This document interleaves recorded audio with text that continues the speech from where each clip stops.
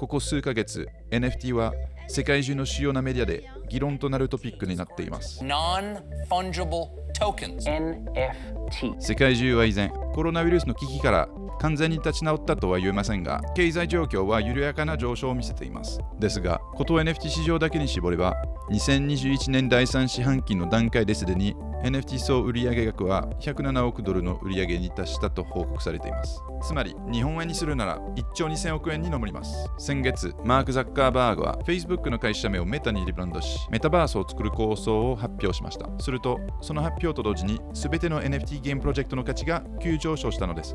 そんなメタバースのプロジェクトの一端を担うオープンな NFT メタバースプラットフォームのリーディングカンパニー The Sandbox のコーファウンダー COO セバスチャン・ボージェとパリにて語り合いました。そこではそもそもメタバースは何なのか、そしてそれがゲームでなくソーシャルメディア、経済、社会の未来をどのように変えていくのかについてお伺いしました。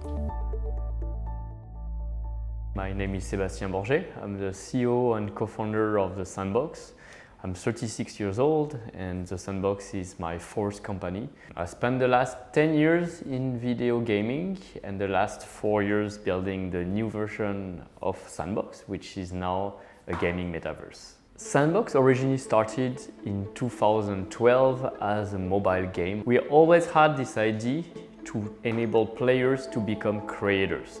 So we made a first game that just let them, by the touch of their finger, create their own pixel arted world. Back then it was in 2D, and share those creations in an online gallery for others to try and enjoy.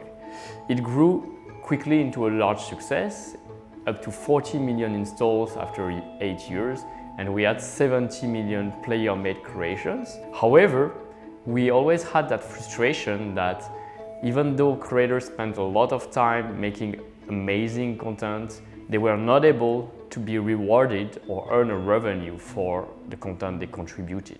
Towards the end of 2017, we saw the first NFTs appear with CryptoKitties, CryptoPunks, and we immediately saw the potential of combining NFTs with user-generated content. That's how was born towards the end of 2017 this new Sandbox, which we've been working since then, making it now a 3D multiplayer and multi-platform gaming virtual world that have been attracting many brands and IPs today. So we have more than 165 IPs and brands in Sandbox, including The Walking Dead, Snoop Dogg, Care Bears, The Smurf, Pororo, and many others. We're also having thousands of artists already creating content and earning a revenue, making it a new digital job in the metaverse. In simple terms, an NFT is just a token on a blockchain, a public database, that represents any sort of content. It could be a photo, art, music, collectible, gaming assets, virtual lands. In the Sandbox, NFTs are actually gaming assets, so they are an actual utility with our no-code game maker, as well as land, which represents a piece of digital virtual real estate that users own to publish experience into this virtual world. What makes NFT special is that they are truly owned. They are a proof of ownership, a proof of authorship of the content that's being made. There is also this notion of true digital scarcity. So we can finally have limited number of copies of digital assets with their that anyone can trust, since it's not stored in a private database, but in a public database. We also have, and that's something unique in Sandbox, a map composed of 464 lands in total. Each land has a unique coordinate and represents a space, a digital space, where users can publish their experience for others to access with their avatars. It is really unique in the sense that with your avatar, as you walk from one land to another, you actually cross and enter the neighbor land. So the notion of location and the notion of neighborhoods takes sense into this virtual world. And we are reinforcing the idea of ownership of that land by allowing you to put your own logo on the map, which has been enabling fans, communities, and creators to acquire land next to their favorite IP, Walking Dead, Snoop Dogg, etc., their favorite brand or their favorite community. The Sandbox is an open metaverse. What is the metaverse? It's actually a digital virtual world where us, human beings, can experience all sorts of activities, more social, more immersive. There's been virtual world in the past, but there's never been such an easy access, global access to have, through an avatar, thousands of different experiences which can range from gaming, from art, museum, virtual concerts, all of that accessible from abroad, from PC or from mobile. We are really pushing towards rewarding creators. We've launched a $100 million creator fund to support them, and we're giving 95% of the revenue back to creators.